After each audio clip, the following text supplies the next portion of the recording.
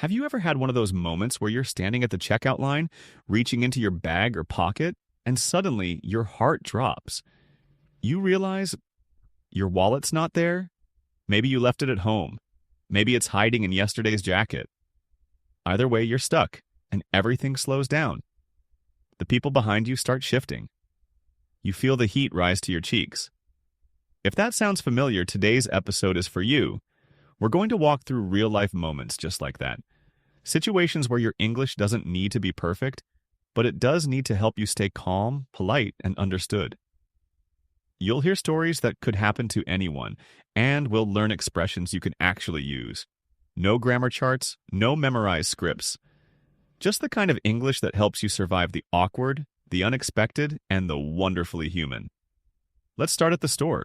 Last week, Julia stopped by a corner shop to grab a few quick things. Some snacks, a cold drink, and a box of tissues.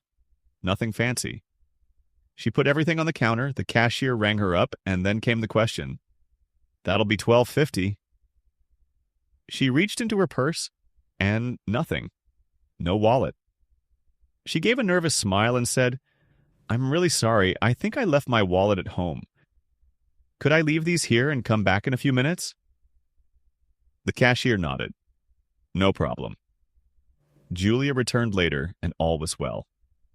Let's pause for a second and look at what she said. She didn't panic. She didn't over-explain. She used one of the most natural phrases in English. I think I left my wallet at home. This phrase works beautifully because it's honest and soft. You're not making excuses. You're just letting the other person know what happened. Let's try it. Repeat after me. I think I left my wallet at home. Now you try. Another great phrase Julia used was, could I leave these here and come back? That's a polite way to ask for a small favor. Here's another version you might use. Can I set these aside and come back to pay? Or, is it okay if I come back in a few minutes? Notice the tone. Polite, calm, and respectful. That's more important than perfect grammar. Now let's shift to another story. This one involves food delivery. You're going to love this. Alex had a long day. He was too tired to cook, so he ordered Thai food from a local app. Green curry, fried rice, and a mango smoothie. It said the delivery would take 30 minutes. Perfect. He waited. And waited. At 45 minutes, nothing. At 60 minutes, still nothing. So he called the restaurant. A woman picked up and Alex said, Hi, I placed an order about an hour ago through the app. I just wanted to check if it's on the way. Let's stop right there. That sentence is gold. Simple, clear, and natural. I just wanted to check if it's on the way is a soft way of saying, where is my food? Other ways to say the same thing include, I'm calling to follow up on an order I placed earlier. Could you let me know when the driver will arrive? Now, here's a slangy phrase the woman used that made Alex pause. Oh yeah, the driver's running a bit behind. He hit traffic. To run behind means to be late. It's a very common casual phrase. You'll hear it all the time in conversation, at work, or even in text messages. Let's say it together. Repeat after me. He's running a bit behind. Now you can use it yourself too. Sorry I'm running behind. I'll be there soon. Morning meetings ran long, so I'm a little behind. It's informal but polite. Perfect for daily life. The woman added, He should be there in the next 10. That's another casual way to say in the next 10 minutes. These shortcuts like in the next 10, running late, or hit traffic make English sound more natural and less like a textbook. Have you ever ordered something and had to call because it was late or didn't arrive? How did you explain it? What words did you wish you had? Now let's move on to something a little different. Meeting someone new. More specifically, a neighbor. Anna had just moved into a new apartment building. She hadn't met many people yet. One Saturday morning, she went downstairs to get her mail, and the woman from the apartment next door was there too. They both reached for their keys at the same time and laughed. Anna smiled and said, Looks like we're on the same schedule. The neighbor laughed back and replied, Yup, great minds think alike. Right there, a conversation started. Let's talk about the phrase. Looks like we're on the same schedule. It's a light, friendly observation. Not a question, not too deep, just enough to break the ice. To break the ice is an idiom that means to start a conversation, especially with someone new, in a friendly way. Let's try this one. Repeat after me. Looks like we're on the same schedule. Your turn. If you want to try something simpler, you could say, Good morning, you live next door, right? Or, Hi, I just moved in. I'm still learning where everything is. Now, when the neighbor said, Great minds think alike, that was a light idiom, often used when two people do the same thing at the same time. It's playful and friendly. You'll hear it in coffee shops, office kitchens, even dating apps. More examples. You ordered the same dish? Great minds think alike. You're wearing blue too. Great minds. You can use it to make people feel comfortable and connected. After that first exchange, Anna and her neighbor kept chatting for a few more minutes. They talked about noisy pipes, the laundry room schedule, and even exchanged numbers in case of emergency. It all started from a small sentence. Have you ever wanted to start a conversation with someone nearby but didn't know what to say? Did you stay quiet or did you try something? Let's imagine you see someone at the mailbox or watering their plants or walking their dog. You could say, Hey there, I think we live on the same floor. Or, I've seen you around. Do you live in this building too? Easy, natural, friendly. Let's try it one more time. Repeat after me. Hi, I just moved in next door. Now you. Nice. Today we explored 3 different real-world moments. None of them were perfect, but all of them gave people a chance to practice English in a way that matters. Not for a test, but for life. Let's quickly review what we practiced today. I think I left my wallet at home. Could I leave these here and come back? I just wanted to check if it's on the way. He's running a bit behind. Looks like we're on the same schedule. Great minds think alike. Each one of those lines can turn a stressful or awkward moment into a connection. And remember, you don't have to speak fast. You don't have to sound native.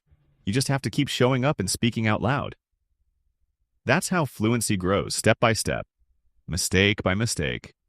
Every mistake is a step forward. In the next episode, we'll visit the hair salon, attend a team meeting, and figure out what to say when someone gives you a compliment and you don't know how to respond. Let's keep going, one real conversation at a time. Have you ever walked into a place like a hair salon, a dentist's office, or even a restaurant, and suddenly realized you don't know the exact words to describe what you want? You freeze, smile politely, and hope the other person understands. Or maybe you just point awkwardly and say, like this? That's exactly what happened to my friend Miguel. He had just moved to Vancouver and it was time for a haircut. Nothing dramatic, just a trim. He walked into a neighborhood barber shop and sat down. The barber, cheerful and talkative, asked, So, what are we doing today? Miguel smiled and said, Just cut a little. The barber blinked. A little... where? Miguel pointed to the sides of his head. Short here, but not too short? Then added, I don't want it crazy. The barber laughed and said, Don't worry, I won't go wild on you. In the end, it turned out fine, but Miguel told me later, I really wished I had known how to explain what I wanted. So let's talk about some helpful phrases you can use when you're getting a haircut, or trying to describe style or shape in English. Start with this simple one. I'd like a trim, please. This means you want just a little taken off, not a new hairstyle. Now try this one. Can you take a bit off the sides but leave the top longer? Very natural, very clear. Let's try it. Repeat after me. Just a trim, please. Now you. Take a bit off the sides but leave the top longer. Your turn. Another phrase that's useful. Nothing too drastic. This means, don't make a big change. It's casual and friendly. If you're unsure what to say, you can also try something clean and easy to manage. That gives the stylist some freedom, but lets them know you want something simple. Now let's zoom in on a common slang the barber used. I won't go wild on you. To go wild means to do something big, bold, or unpredictable. It can be used for many things, not just hair. Examples. Don't go wild with the decorations. She went wild at the party last night. This one's very informal, of course. Have you ever gotten a haircut in a country where you had to speak English? How did it go? What would you say differently next time? Let's move into a completely different setting, your workplace. Now imagine it's your first week at a new job. Everything's going fine, but then someone invites you to a team meeting. You walk into the conference room or join the Zoom call, and suddenly, people are talking fast, using acronyms and laughing at jokes you don't fully understand. This happened to Grace, a friend of mine from South Korea who recently started working at a startup in Austin, Texas. In her first team meeting, the manager clapped his hands and said, "All right, folks, let's get the ball rolling." Grace had no idea what that meant.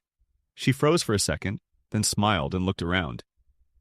Everyone else just started talking about project updates, so she followed along. Let's pause here. Let's get the ball rolling is an idiom. It means let's begin. Let's start the meeting or the task. It's informal, upbeat, and very common in office settings. More examples. Let's get the ball rolling on the campaign. Who wants to get the ball rolling on this discussion? Try this with me. Repeat after me. Let's get the ball rolling. Now you. Another phrase Grace heard during the meeting was, let's touch base next week. To touch base means to check in, talk briefly, or follow up. It comes from baseball, but it's used everywhere now. You can say, can we touch base tomorrow about the presentation? Let's touch base before the deadline. And here's one more. When the manager ended the meeting, he said, let's circle back on this after lunch. To circle back means to return to a topic later. Again, super common in emails and meetings. Let's try a quick dialogue. Imagine your coworker says, can we circle back on this afternoon? You could respond, sure, let's touch base after 3. Short, professional, natural. Have you ever been in a work meeting in English and felt like everyone was speaking a different language, even though they weren't? What idioms or phrases made you pause? Sometimes just learning these small expressions gives you a big boost in confidence.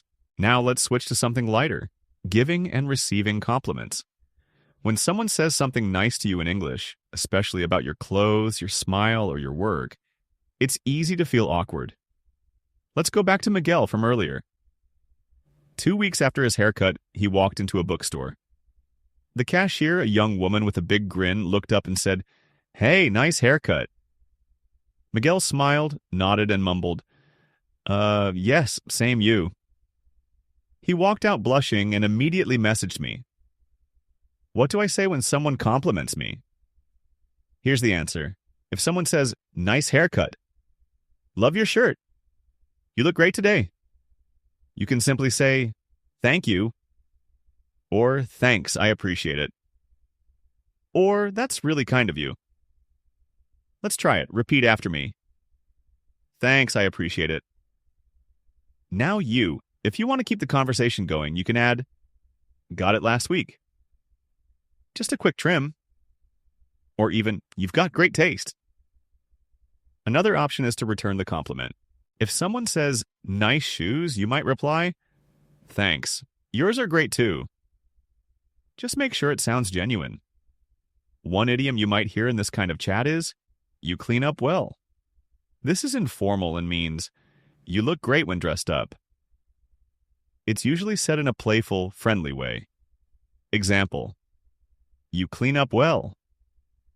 "Wow, look at you. Fancy today." Have you ever received a compliment in English and felt unsure how to respond? Did you smile and nod?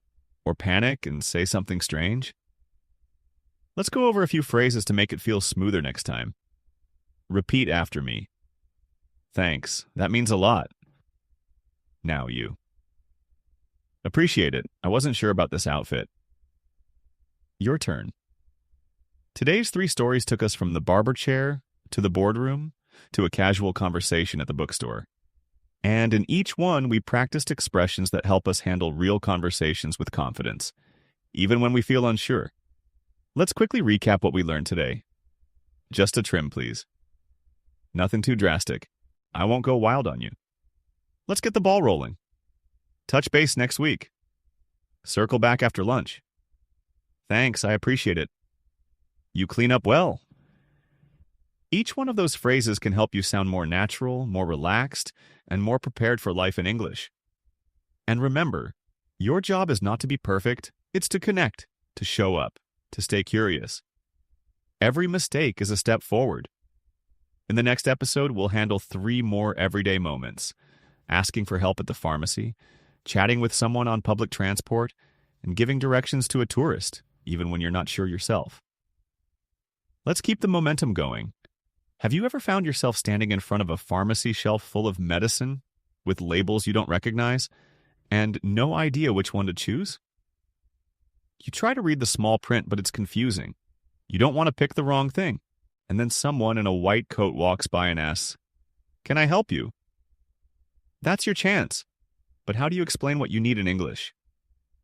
Let's start there today. Marina had just moved to Dublin and caught a cold in her first week. Her nose was stuffy, her throat sore, and she hadn't slept well for days. She walked into a pharmacy hoping to find something to help. After staring at the shelves for 10 minutes, she finally asked for help. She said, "Hi, I think I have a cold. My nose is blocked and my throat hurts. Do you have something light I can take?" The pharmacist smiled and replied, "Sure, sounds like a mild cold. You can try this decongestant and a throat spray." Let's break that down. First, Marina used a great natural sentence. My nose is blocked and my throat hurts. Simple, honest, and very clear. Now try this. Repeat after me. My nose is blocked. Now you. My throat hurts. Good. She also said, "Do you have something light I can take?" That's a gentle way to say, "I don't want anything too strong." Other ways to say this include, "Nothing too heavy, please." Is this over the counter? Meaning no prescription needed. Now let's look at one word the pharmacist used, decongestant. It's a medicine that helps clear a blocked nose. You might also hear pain reliever for headaches, body pain, cough syrup, allergy meds, short for medications. And here's a casual idiom you might use with friends. I think I'm coming down with something. This means you're starting to feel sick, maybe just a bit, but you feel it coming. Let's say it together. Repeat after me. I think I'm coming down with something. Now you. Have you ever been sick abroad and had to talk to someone in English about it? What did you say? What words were hard to explain? Take a moment now. Think of one sentence you would say in a pharmacy if you needed help. Say it out loud. Let's move on. Now imagine it's a quiet weekday morning. You're sitting on a subway train, looking out the window, and someone sits down next to you. After a few minutes, they turn slightly and say, "Nice weather today, huh?" What do you do? This is what happened to Omar when he was visiting Melbourne. He had just gotten used to the city's transit system when a woman in a big green coat sat beside him and made small talk. "Nice weather today, huh?" He nodded. "Yes, it is." Then she smiled. "About time, right? Yesterday was a downpour." Omar wanted to say something but couldn't find the words fast enough. So let's practice what he could have said. In these kinds of everyday moments, you don't need fancy vocabulary. Just a few friendly phrases. Let's try this one. "Yeah, finally some sunshine." Or, I know, I left my umbrella at home yesterday." Short, light, and easy. Now here's a fun phrase she used, downpour. It means very heavy rain. Other phrases like that include, "It was pouring yesterday." Got caught in the rain. And here's a slang expression for very sunny weather. "It's a scorcher today." That means really hot. This is more common in Australia or southern parts of the US. Now let's say, repeat after me. It's a scorcher today. Your turn. Now try. Looks like a downpour's coming. Nice. Another thing people often say on trains or buses is, "Are you headed to work?" This just means, "Are you going to work now?" You can reply, "Yeah, just my usual route." Or, "Not today, I'm off." These are all ways to keep the conversation going without getting too personal. Have you ever made small talk on public transport in English? Did it feel strange or natural? Sometimes just practicing a few of these lines makes it easier to jump in next time. Let's go one more step today. Imagine you're walking through a busy city when a tourist approaches you and asks, "Excuse me, do you know how to get to the museum?" You pause. You think you know, but you're not totally sure. This happened to Chloe in Amsterdam. A couple from Canada stopped her near a tram stop and asked about a famous market. She smiled and said, "I think it's 2 blocks that way, and then you'll see a big bakery. Turn right there. If you hit the canal, you've gone too far." She wasn't 100% certain, but she said it clearly and helpfully. Let's break down some of the useful phrases she used. 2 blocks that way means go straight for 2 city blocks, a very common way to give directions. Turn right there. Simple, direct, clear. If you hit the canal, you've gone too far. To hit something in this context means to arrive at it, and gone too far is an idiom.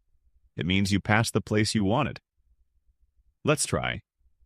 Repeat after me. Turn right after the bakery. Now you. If you hit the canal, you've gone too far. Good. You could also say, "It should be just around the corner." Or, "I'm not sure, but I think it's that way." Hashai, it's okay to show that you're not certain, as long as you're friendly and helpful. Another great tip is to use landmarks when giving directions. Instead of saying, "Go 500 meters east," say, "Walk past the post office and turn left after the cafe." Have you ever had to give directions in English? How did it go? Let's wrap up today's practice by reviewing some of the most useful expressions we heard. My nose is blocked and my throat hurts. Do you have something light I can take? I think I'm coming down with something. Nice weather today, huh? It's a scorcher today. Turn right after the bakery.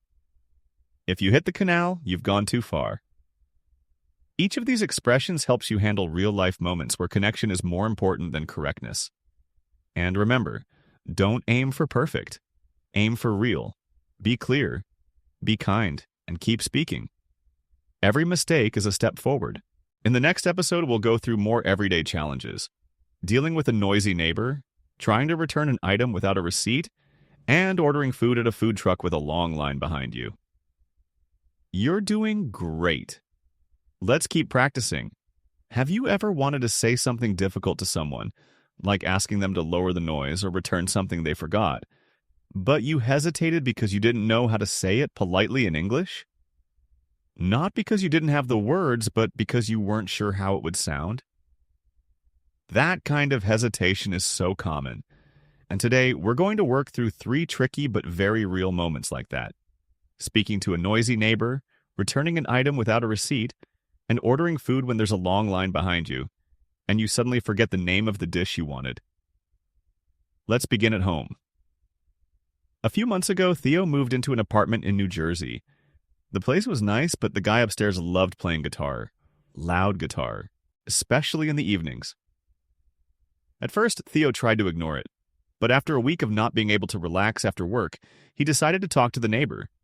He rehearsed his words in the mirror and finally knocked on the door. The neighbor opened up with a big smile and said, "Hey man, what's up?" Theo replied, "Hey, sorry to bother you. I just wanted to ask, would you mind turning the volume down a little in the evenings? I totally get it, you're practicing, but it's been a bit loud down below." And guess what? The neighbor was totally cool. He said, "Oh, shoot, I didn't realize it carried that far." "Yeah, man, no problem." Let's take a closer look at what Theo said. He started with, "Sorry to bother you." That's a polite way to begin almost any uncomfortable request. Then he used, "Would you mind?" This is one of the most polite ways to ask someone to do or not do something. Let's try that. Repeat after me. Would you mind turning the volume down a little? Now you. You can also use this pattern in other ways. Would you mind keeping the door closed? Would you mind moving your car? Now, here's a slang phrase the neighbor used that's very common in the US. Oh, shoot. This is a very mild exclamation, like oops, used when someone makes a mistake or forgets something. It's casual and soft. You might also hear, shoot, I left my keys inside. Shoot, I totally forgot we had a meeting. Have you ever had to ask someone to lower their noise or change their behavior in English? How did you say it? Now let's change locations, from your home to a store. Lisa had bought a sweater from a small boutique while on a trip to Edinburgh. A few days later, she realized it had a small tear near the sleeve. She wanted to return it, but she'd thrown away the receipt. So she walked back into the shop and said, "Hi, I bought this sweater here a few days ago, but I don't have the receipt anymore. I just noticed a small tear on the sleeve. Is there anything I can do?" The clerk looked at the sweater, nodded, and said, "Let me grab my manager. We'll sort it out." Let's break that conversation down. First, Lisa was calm and polite. She didn't demand. She explained, "I bought this here a few days ago. I don't have the receipt anymore. I just noticed." All of these are great softeners, ways to explain a situation without sounding aggressive. Let's try this one. Repeat after me. I just noticed a small tear on the sleeve. Now you. She also used, "Is there anything I can do?" That's a wonderful way to invite a solution without pushing too hard. Now let's look at what the clerk said. We'll sort it out. This is an idiom that means we'll figure it out. We'll fix it. Don't worry. It's informal but friendly and positive.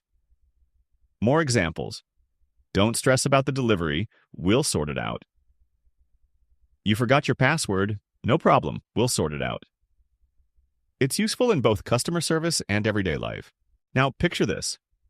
You're in a shop and something's not right. You didn't keep the receipt. What could you say? Try. Hi, I bought this recently, but something's not quite right. Or, I lost the receipt, but is it okay if I exchange this? The goal is always calm, clear, kind. Have you ever tried to return something in English? Was it smooth or stressful? Let's go one more place today, a food truck. A friend of mine, Naomi, was in San Diego for a conference. On her lunch break, she found a line of people waiting at a taco truck. The smell was amazing. She waited 20 minutes, finally got to the front, and suddenly, blank. She forgot the name of what she wanted. The guy behind the counter looked at her. You ready? She smiled nervously and said, yeah, can I get the one with shrimp and the creamy sauce?" He grinned and replied, "The Baja shrimp taco?" "Yes, that one, thank you." Then he asked, "You want the works on that?" Naomi blinked. "The works?" He laughed. "Lettuce, salsa, guac, the whole shebang." She laughed too and said, "Sure, bring it on." Let's unpack a few phrases here. First, can I get the one with shrimp and creamy sauce? It's okay to describe the food if you forget the name. People will help you. Next, the server asked, "You want the works?" The works is slang for all the toppings, everything that usually goes with the dish. Other examples, "Give me the burger with the works." Pizza? Yeah, add the works. Now let's try that. Repeat after me. I'll take the sandwich with the works. Now you. The guy also said, "The whole shebang." This is another informal way to say everything, all of it. Very casual, very American. You might hear, "She brought the whole shebang," chips, drinks, cake, decorations. Or, "I want the deluxe package, the whole shebang." Naomi's final reply was great too. Bring it on. That means, yes, I'm ready. I'm not scared. It's playful and confident. Have you ever frozen at the front of a food counter because you forgot what to say? How did you recover? Let's practice this short exchange. Repeat after me. What's the one with shrimp and creamy sauce called again? Now you. I'll take that, with the works. Good. Today's stories reminded us that speaking English is not about sounding perfect. It's about knowing how to move forward, even in small moments of stress or confusion. Let's recap a few expressions you can add to your real-life toolkit. Would you mind turning the volume down a little? Sorry to bother you. Oh, shoot. I don't have the receipt anymore. Is there anything I can do? We'll sort it out. You want the works on that? Bring it on. Each of these phrases helps you build confidence, not just in grammar, but in connection. And remember, every conversation you have, every mix-up you survive, every word you speak aloud, those are victories. Every mistake is a step forward. In the next episode, we'll explore 3 more everyday moments: making an appointment by phone, dealing with someone who cuts in line, and describing pain at the doctor when you don't know the exact word for it. Let's keep going. You're doing great. Have you ever been on the phone with someone, maybe to book an appointment or ask a question, and as soon as they answer, you panic a little? Maybe they speak fast, maybe the line isn't clear, or maybe you just blank out on the words. That moment of silence? That's what we're going to work through today. Let's begin with a story from Ella. She had just moved to Toronto and needed to make a dentist appointment. She looked up a clinic online and found one nearby. But when she called, the receptionist picked up quickly and said in a cheerful rush, "Good morning, Lakeside Dental. How can I help you?" Ella froze. For a second, she forgot everything she had practiced. Then she took a breath and said, "Hi, I'd like to book a dental appointment, please. I'm a new patient." The receptionist replied, "Sure. When were you hoping to come in?" Ella answered, "Anytime next week would be great, preferably in the afternoon." Simple, clear, successful. Let's break that down. I'd like to book an appointment. This is one of the most useful, polite ways to start a phone call for services. Let's try it. Repeat after me. I'd like to book an appointment. Now you. Then she added, I'm a new patient. That lets the receptionist know what kind of file to prepare. Now the receptionist asked, when were you hoping to come in? This is a polite way of saying, when are you available? Other versions you might hear, what days work for you? Do you have a preferred time? And Ella's reply was great too. Preferably in the afternoon. Preferably means if possible or ideally. More examples. I'd like to meet tomorrow, preferably before noon. I'd love to schedule it for Friday, preferably after 4. Now imagine it's your turn. What would you say when calling a dentist, hairdresser, or office? Think of 3 short sentences: your name, what you need, when you're free. Let's go to the next moment, something a little more uncomfortable. A few weeks ago, Kevin was waiting in line at a bakery in London. It was Saturday morning, the place was packed, and he had been standing in the queue for almost 15 minutes. Just as it was nearly his turn, a woman walked straight past the line and stood at the front. Kevin looked around. People were murmuring, but no one said anything. He stepped forward and said politely, "Excuse me, I think we've all been waiting." The woman blinked, looked around, and said, "Oh, I didn't realize this was the line." "Sorry." Then she moved to the back. Let's focus on Kevin's sentence. "Excuse me, I think we've all been waiting." Weiss. This is a gentle way of pointing something out without sounding rude or aggressive. Other options you can use include, I believe the queue starts back there. Sorry, the line begins over here. Let's try one. Repeat after me. Excuse me, the line starts behind me. Now you. If the person responds rudely, you don't need to argue. You can simply stay calm and say, no worries, I just wanted to point it out. Now here's a common idiom people use when someone cuts in line or skips their turn. Jump the queue. This is more British English, but it's understood in many places. You might hear, he just jumped the queue without asking. Or they let her jump the line because she was pregnant, which is usually fine. In American English, people often say, cut in line. Have you ever had to speak up when someone was unfair or skipped ahead? What did you say or wish you had said? Let's move into the final story of this episode, describing pain at a clinic. Anna had been having a strange ache in her lower back for a few days. She decided to visit a walk-in clinic near her apartment in Sydney. When the nurse asked where it hurt, Anna tried to explain. It's kind of in my back, but not the top. More like the bottom left side. Then she added, it's a dull pain, not sharp. Just annoying. The nurse nodded and asked, does it come and go, or is it constant? Anna said, mostly when I sit down or bend. Let's take a look at some helpful vocabulary Anna used. A dull pain. This means it's not sharp or stabbing. It's more of a constant ache. Other types of pain you might describe. Sharp pain, fast, sudden, throbbing pain, like a pulse. Stabbing pain, intense and pointed. Let's try this. Repeat after me. It's a dull pain. Now you. Mostly when I sit or bend. Good. Now here's an expression Anna used.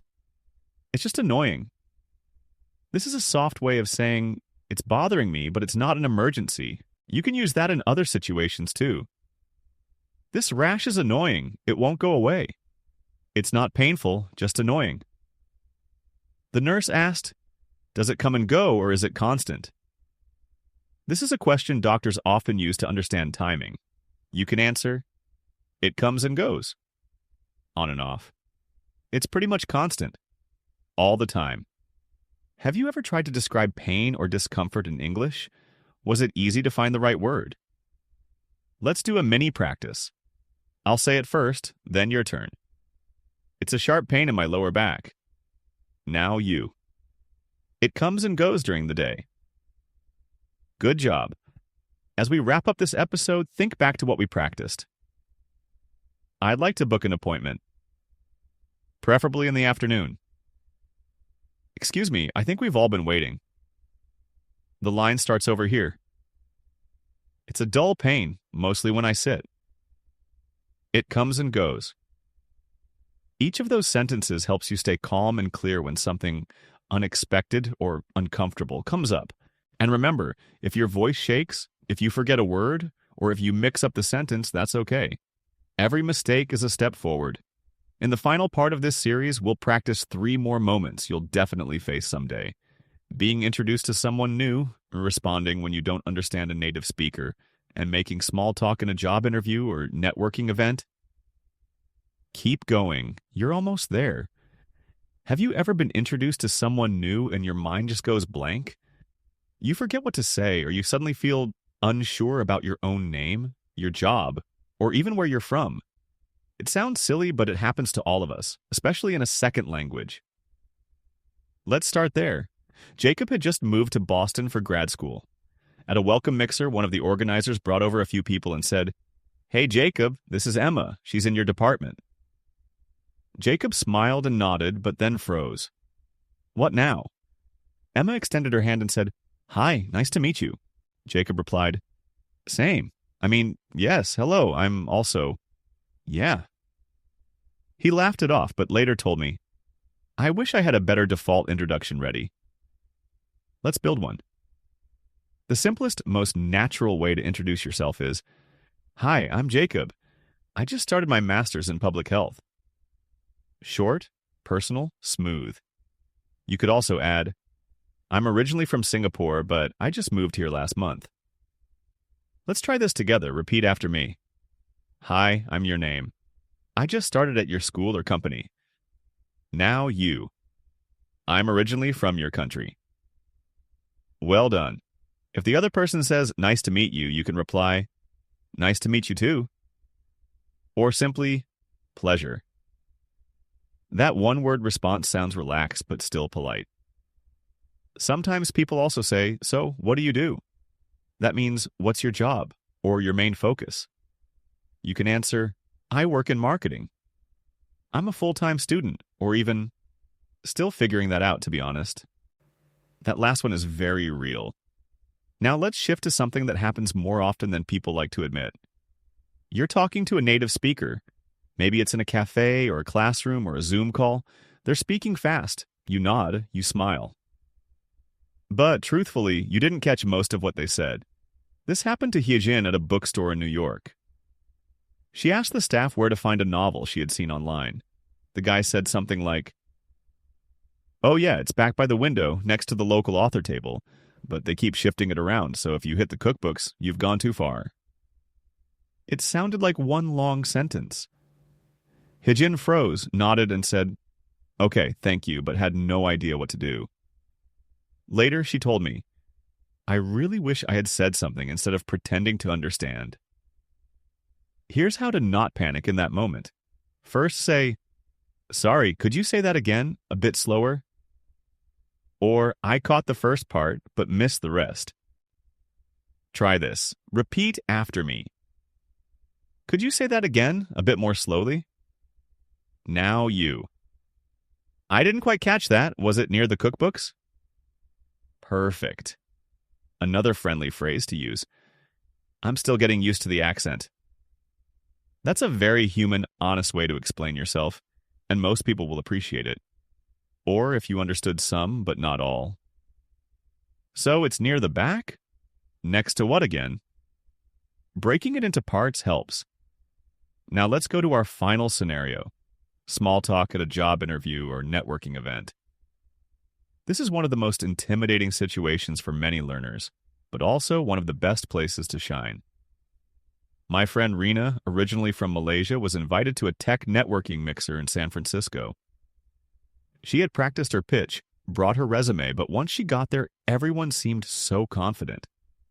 She wasn't sure how to jump into conversations, but she noticed something. People weren't giving long speeches. They were asking simple questions and giving short, clear answers. So when someone asked her, "What brings you here tonight?" she replied, "I'm new to the Bay Area, just looking to meet people in the industry and learn what's happening." That was all, but it opened the door. Here are a few go-to phrases for situations like this. "What brings you here?" means, "What's your reason for being at this event?" You can say, "I'm exploring job opportunities." "I'm just here to learn and connect." Another question you'll hear, "What do you do?" means, "What's your job?" or field. You can answer with, "I'm a product designer at a startup." "I just graduated with a degree in education." You can also ask back, "And you?"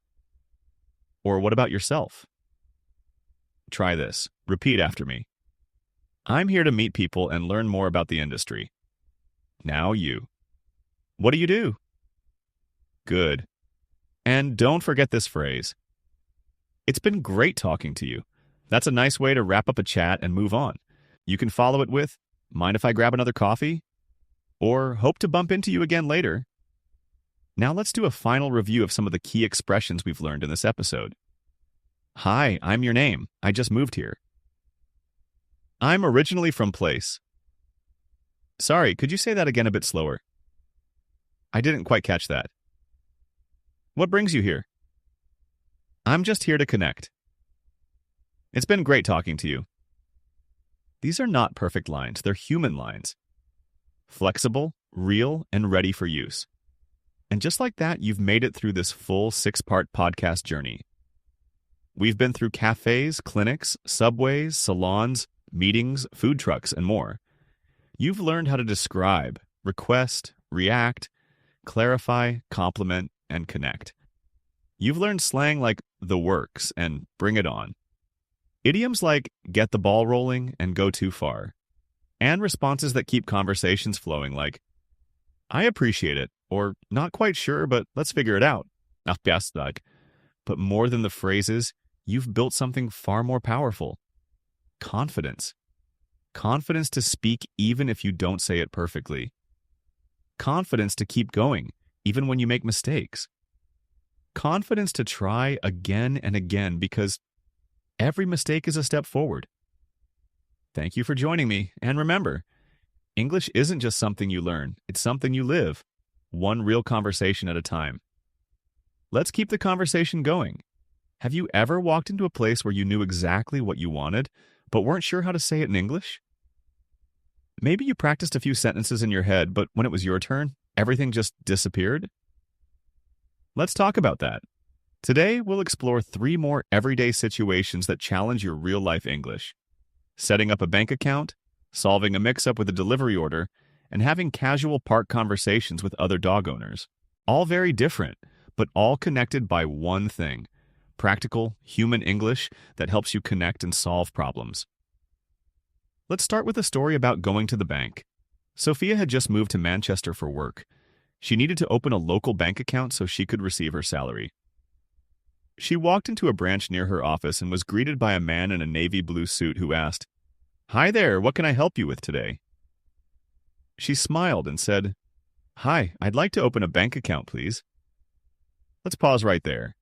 That sentence, "I'd like to open a bank account," is one of the simplest and clearest ways to begin. Let's try it. Repeat after me.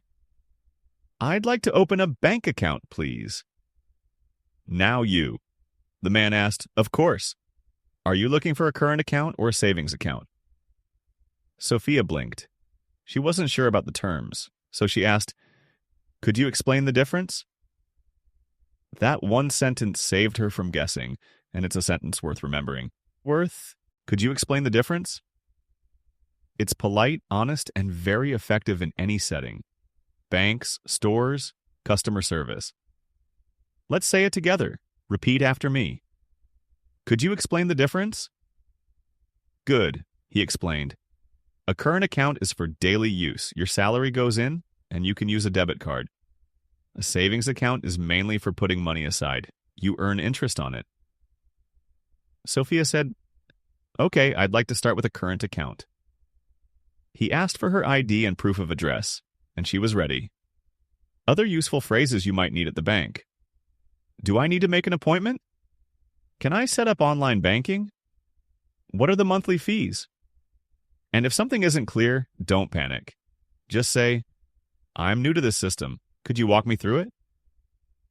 To walk someone through something means to explain it step by step. Let's try it. Repeat after me. Could you walk me through it? Now you. Have you ever gone to the bank in an English-speaking country? What was the hardest part? How would you say it differently now? Let's switch scenes. Imagine you've been waiting all day for a package. You ordered a pair of shoes online. The delivery arrives, but when you open the box, it's the wrong size. Or worse, the wrong item completely. This happened to Lena in Melbourne. She ordered a navy blue coat. But when the package arrived, it was a bright red jacket, 2 sizes too big. She checked the receipt and then contacted the company via live chat. Here's what she typed. "Hi, I just received my order, but it looks like I was sent the wrong item." Very calm, very clear. Let's say that together. Repeat after me. I just received my order, but it's the wrong item. Now you. You could also say, I think there's been a mix-up. I ordered a size small but got a medium. The agent replied, I'm so sorry about that. Let me take a look at your order details. After checking, the agent said, It seems like the wrong color was packed by mistake. We'll send you the correct one and arrange a return for the other. And Lena replied, Great, thank you so much for your help. Now let's look at some of the expressions used here. Looks like I was sent the wrong item. This is soft and polite. You're not accusing, just describing. Another expression, there's been a mix-up. This idiom means there's been a mistake, usually unintentional. Let's try that. Repeat after me. I think there's been a mix-up. Now you. And if you want to sound extra polite, add, I understand these things happen. That shows patience, and people will often help you faster when you're kind. Have you ever had to return or exchange something in English? Did it go smoothly? Let's go to our last moment for today, something simple, soft, and human. Julian was walking his golden retriever in a quiet park one Sunday morning in Toronto. As he passed by a woman with a tiny dog in a pink sweater, she smiled and said, Your dog is beautiful. What's his name? Julian smiled back. Thanks. His name's Milo. He's a big baby. The woman laughed. Aren't they all? They chatted for a few minutes about dogs, about the weather, about the city. It wasn't deep, but it was real. So let's go over a few casual, friendly expressions you can use when chatting with strangers outdoors. He's a big baby. This is a common, playful way to describe dogs, or even adults, who act sweet, clingy, or sensitive. Other casual dog-related expressions. He's friendly, just a bit hyper. She's still a pup, only 7 months. He loves attention. Now let's try this one. Repeat after me. He's a rescue. We got him last year. Now you. Aren't they all? This is a light way to agree, often with a smile or knowing look. You can use it in many situations. Example.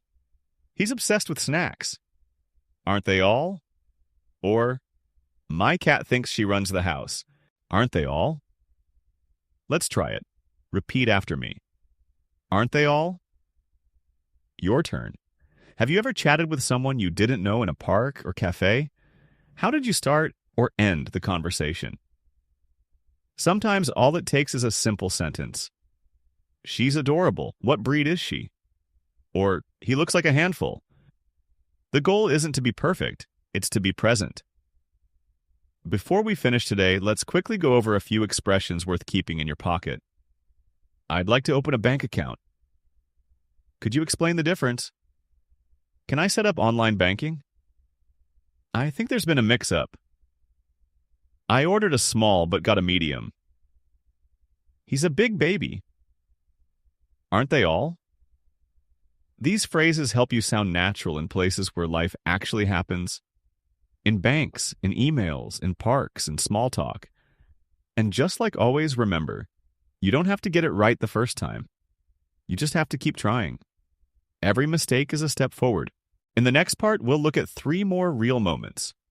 What to say when your flight is delayed, how to check in at a hotel, and how to make a polite complaint when your food order goes wrong. See you there. Let's keep going. Have you ever found yourself at an airport checking the time over and over again, only to see the words delayed flash next to your flight number? Maybe the announcement was fast, unclear, or maybe in that moment you weren't sure what to ask or how to ask it in English. Let's walk through that situation together. Anya was flying from Chicago to San Francisco for a conference. She got to the gate, scanned the screen, and noticed something odd. Flight 763, delayed.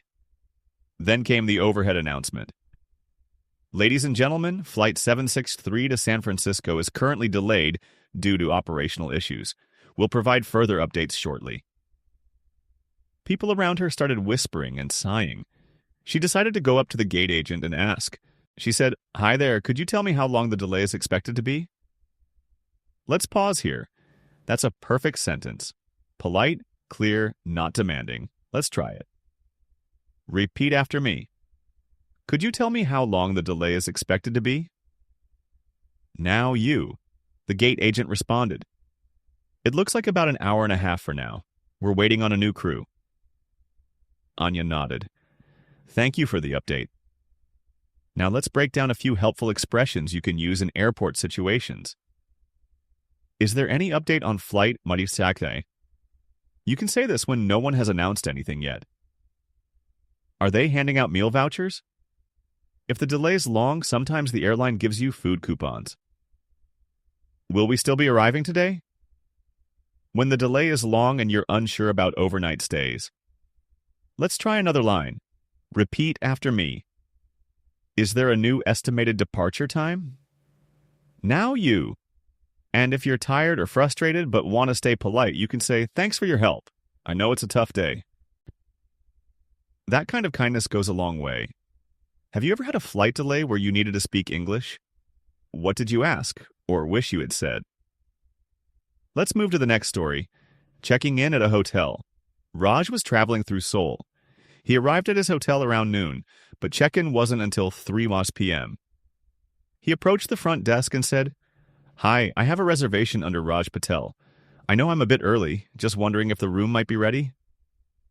The receptionist smiled, checked the computer, and said, "Let me take a look. We actually do have a room available now. Would you like to check in early?" Raj replied, "That would be great. Thank you." Now let's look at his first line. "I have a reservation under name." This is the standard way to check in at a hotel. Let's try it. Repeat after me. "I have a reservation under your name." Now you. Then he said, "I know I'm a bit early, just wondering if the room might be ready." That sentence shows both politeness and flexibility. Other ways to say the same idea. Any chance of an early check-in? Is the room by any chance ready now? Now, here are a few phrases that may come up at hotel reception. Could I get a late checkout tomorrow? Does the room include breakfast? Do you have Wi-Fi details? Could I get a second key card? And if the room isn't ready yet, you might say, "No problem, I can come back later. Can I leave my bags here?" Let's say that together. Repeat after me. Can I leave my bags here? Now you. Have you ever checked into a hotel in English? What felt smooth? What felt awkward? Now let's move on to our last situation today. Your food order goes wrong. Ben was out with coworkers at a casual diner in Brooklyn. He ordered a veggie burger with no onions. When the food arrived, it had onions. He wasn't angry, but he wanted to fix it politely. So he waved over the server and said, "Hey there, sorry to bother you. I think there's been a little mix-up. I had asked for no onions." The server checked the order slip and said, "Oh no, you're right. Let me fix that right away." Ben smiled. "No rush, I just wanted to mention it." Let's take a look at the magic in that conversation. He started with, "Sorry to bother you." Always a soft, kind way to begin. Then, "I think there's been a little mix-up." Let's try it. Repeat after me. "I think there's been a little mix-up." Now you. You could also say, "This isn't quite what I ordered." "I asked for no onions, but they're here." "I ordered the chicken, but I think this is beef." Now here's a nice closing phrase. "No rush, I just wanted to mention it." It keeps the tone friendly and helps avoid tension. Have you ever had a wrong order at a restaurant and felt unsure what to say in English? Here are a few more practical restaurant expressions. Could we get the check, please? Would it be okay to split the bill? Could I get this to go? For takeaway. Can I substitute the fries for a salad? All natural, useful, and common. Let's finish today by reviewing some key phrases from all three situations. Could you tell me how long the delay is expected to be? Is there a new estimated departure time? I have a reservation under Raj Patel. Any chance of an early check-in? Can I leave my bags here? Sorry to bother you, I think there's been a little mix-up. No rush, I just wanted to mention it.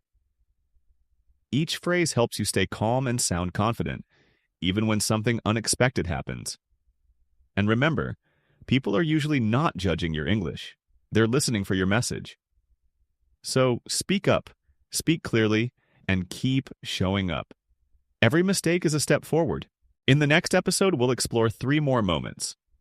Getting a haircut in a country where no one speaks your native language, making small talk at a wedding where you don't know anyone, and asking a local for help in an unfamiliar city.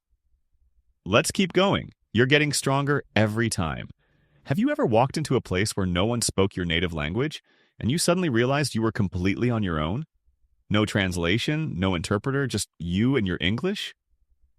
That's exactly what happened to Matteo in Prague. He had been traveling through Europe, and after 2 weeks on the road, he needed a haircut. Nothing fancy, just a cleanup. He found a small barbershop, walked in, and was greeted in Czech. He smiled, nodded, and then said, "Hi, do you speak English?" The barber shrugged and replied, "A little." Matteo sat down and said the only thing he could think of. "Short on the sides, keep the top, no shave." It wasn't perfect English, but it worked. The barber smiled, nodded, and got to work. Afterward, Matteo looked in the mirror. "Perfect," he said. The barber gave him a thumbs up. Let's break down some survival English you can use in situations like this. Short on the sides, leave the top. No shave, just trim. Let's try it. Repeat after me. Short on the sides. Now you. Leave the top. Great. If you're not sure what to say, point and use simple words. For example, like this while showing a photo, or only a little. Not too short. Now here's a slang phrase people sometimes use at barbershops. Clean me up. This means fix the edges, trim the beard, or sideburns. No big change. And if you're nervous, just add, I'm not picky, just want it neat. Have you ever tried to get a haircut in English or another language? What worked or didn't work? Let's move on to something very different, but just as uncomfortable for many, social events. Carmen was invited to a wedding in Ireland. She only knew the bride. At the reception, she was seated next to strangers, people laughing, chatting, drinking wine, and she didn't know how to start. The woman next to her smiled and said, So, how do you know the couple? Carmen exhaled and replied, I'm friends with the bride. We used to work together in Madrid. Simple, honest, and the conversation flowed from there. Let's break down some social openers for events like weddings, birthdays, or networking. When someone says, So, how do you know the couple? They're just making friendly conversation. You can say, I'm friends with the groom. We went to college together.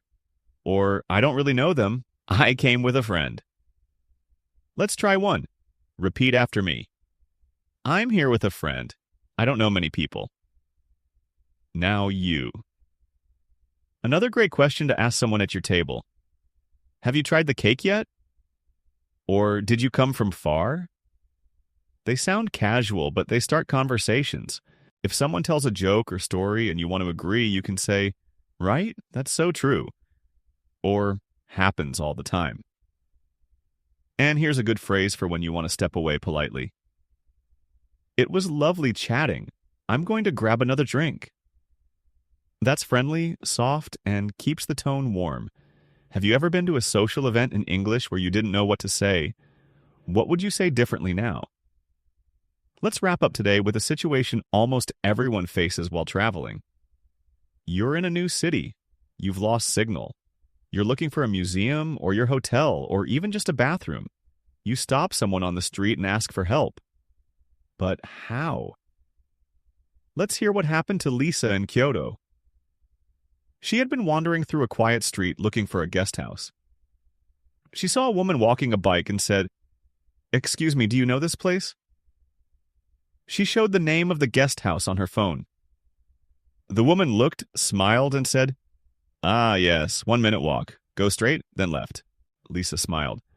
Thank you so much. Let's build your confidence for these moments. First, open with, Excuse me.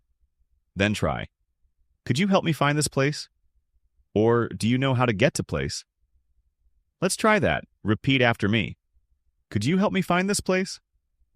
Now you. Do you know how to get to the train station? Nice. If you want to be extra clear, show the map on your phone and say, Is this the right direction? Or, I think I'm lost. Am I close? Now, here's a very native way to respond if someone asks you, and you're not 100% sure. I'm not totally sure, but I think it's that way. Let's try it. Repeat after me. I'm not totally sure, but I think it's that way. Now you. Have you ever asked a stranger for help in English? What made it work or awkward? Let's review today's phrases to carry with you in life. Short on the sides, leave the top. Just to clean up, not too short. I'm here with a friend. I don't know many people. Have you tried the cake yet? It was lovely chatting. Excuse me, could you help me find this place? I think I'm lost. Am I close? I'm not totally sure, but I think it's that way. None of these require perfect grammar. They just require courage and practice. And as always, remember, every mistake is a step forward. In the next part, we'll visit the world of shopping, asking for help with sizes, returning something at a department store, and understanding promotions and deals that aren't always clear. Ready to keep going? Have you ever walked into a store, picked up something you liked, but didn't know how to ask, Do you have this in another size? Or maybe you saw a big red sign that said, buy one, get one 50% off, and weren't quite sure how it worked. You're definitely not alone. Let's start with a story from Min. Min was shopping for a winter jacket in Vancouver. She found one she loved, but when she tried it on, it was a bit snug. She walked up to the nearest store staff and said, "Hi, do you have this in medium?" The woman smiled and said, "Let me check the back for you." Simple, right? Let's break it down. Do you have this in medium? Let's try that. Repeat after me. Do you have this in medium?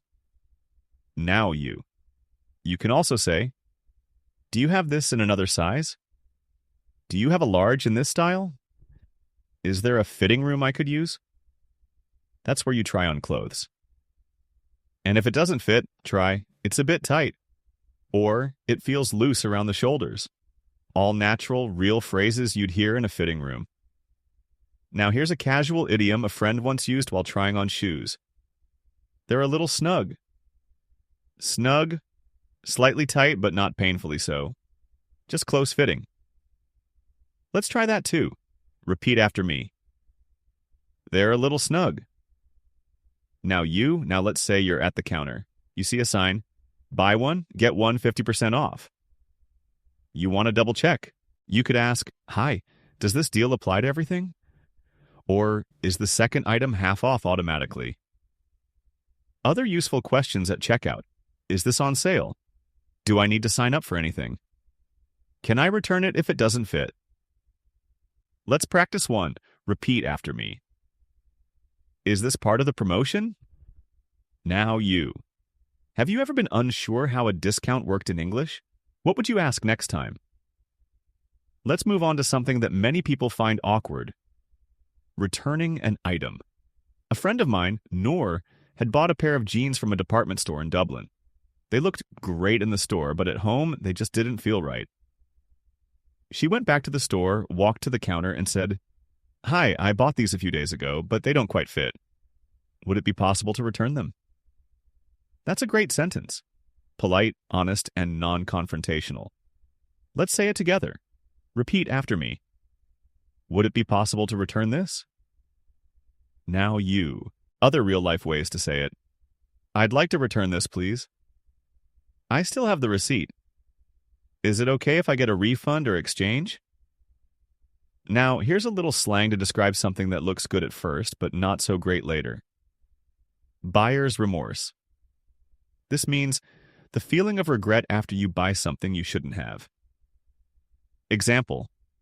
I liked it in the store, but now I've got buyer's remorse. Light, casual, and kind of funny. Now back to Noor. The clerk checked the receipt and said, "No problem, you're within the return period." Noor smiled and replied, "Thanks, I'll take a look around again." That's another great thing to say when returning something. Shows you're still a customer. Have you ever tried to return something in English and didn't know how to say it? Next time, try these 3 simple steps.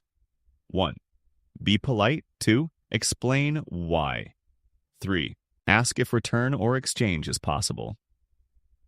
Let's wrap up today's lesson by reviewing some of the most practical shopping phrases you can take anywhere. Do you have this in another size? Is there a fitting room I can use? They're a little snug. Is this part of the promotion? Would it be possible to return this? I have the receipt right here. I think I have a bit of buyer's remorse.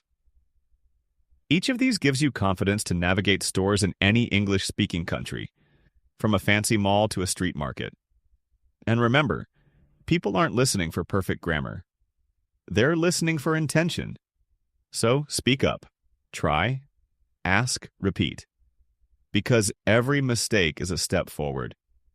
In the next episode, we'll go beyond shops, into the classroom. What do you say when you don't understand the teacher? How do you ask a classmate to repeat themselves?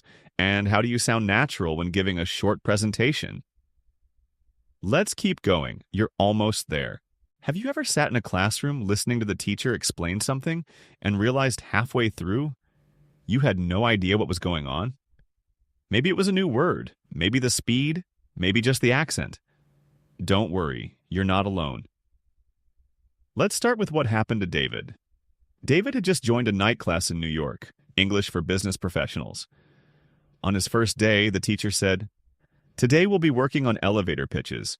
You'll pair up and give a 30-second intro about yourself and your work."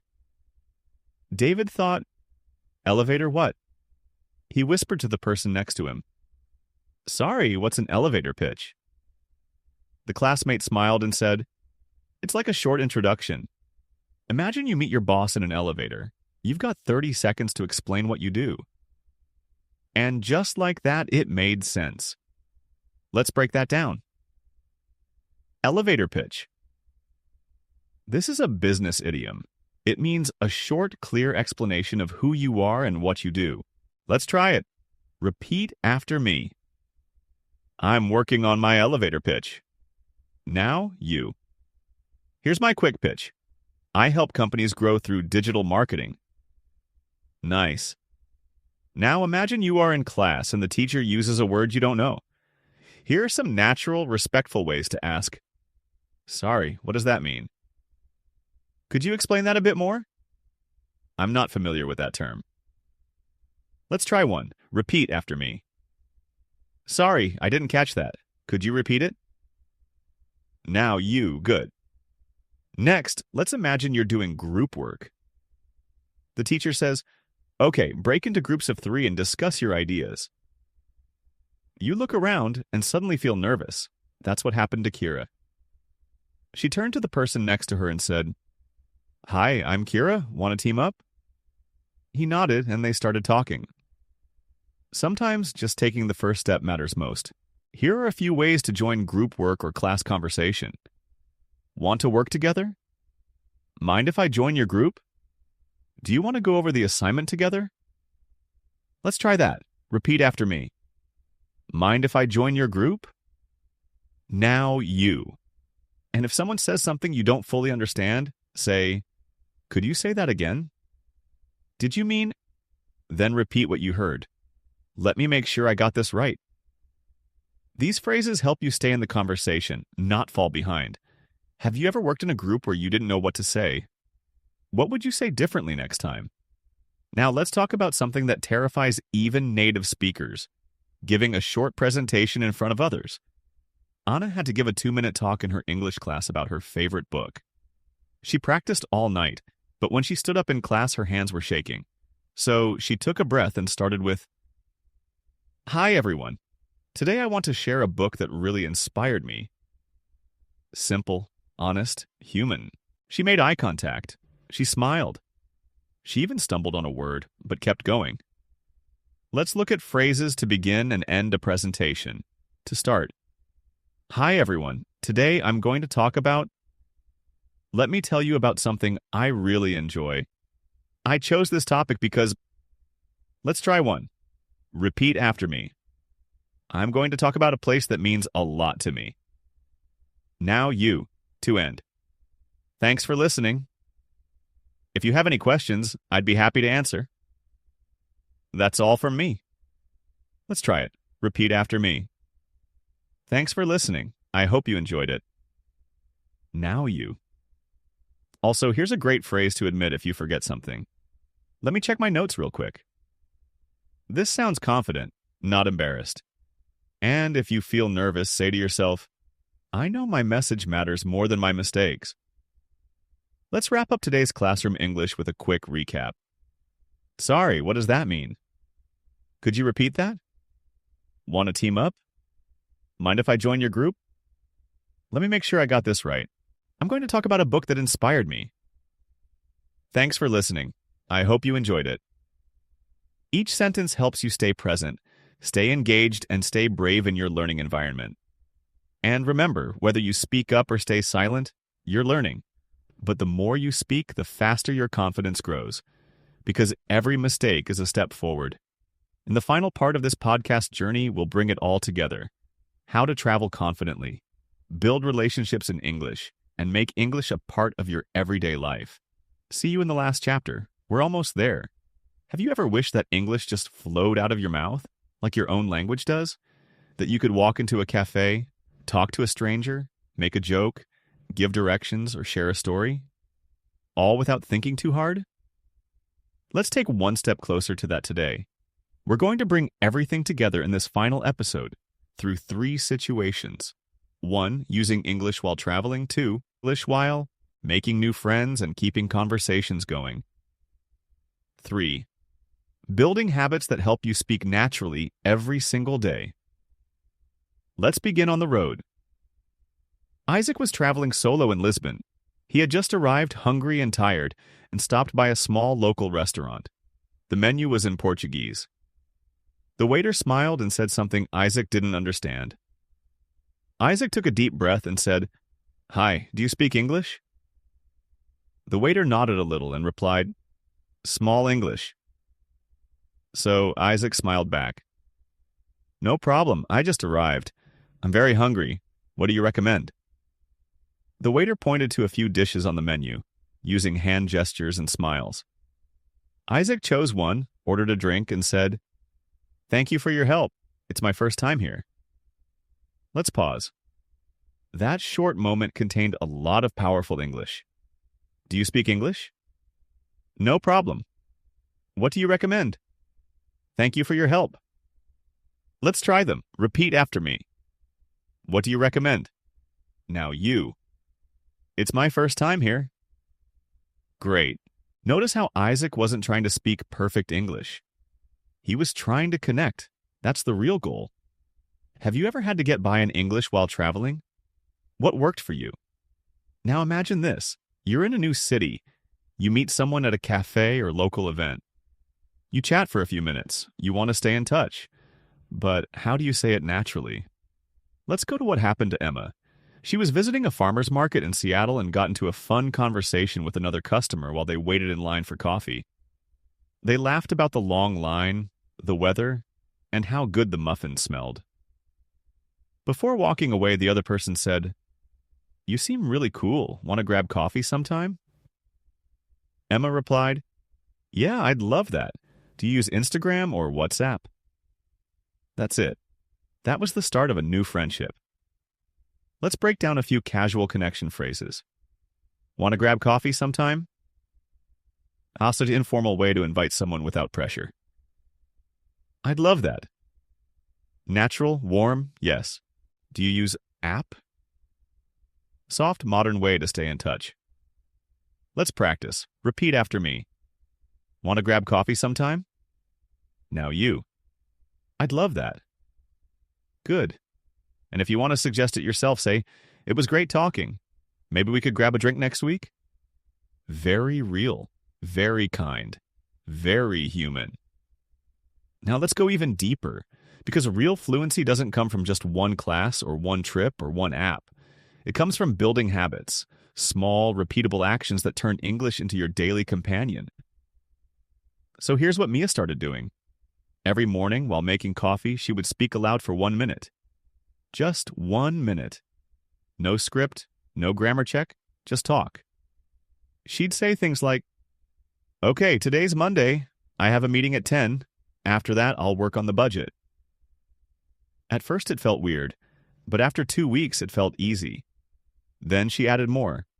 Watching short YouTube videos in English every lunch. Writing a 1-sentence journal entry each night. Talking to her dog in English. Yes, really. Dogs don't judge. What happened? Her brain stopped translating everything. It started thinking in English, and that's when fluency becomes fun. So how can you build your own English habits? Here are 3 ideas. 1, daily 1-minute talk. Talk about your day.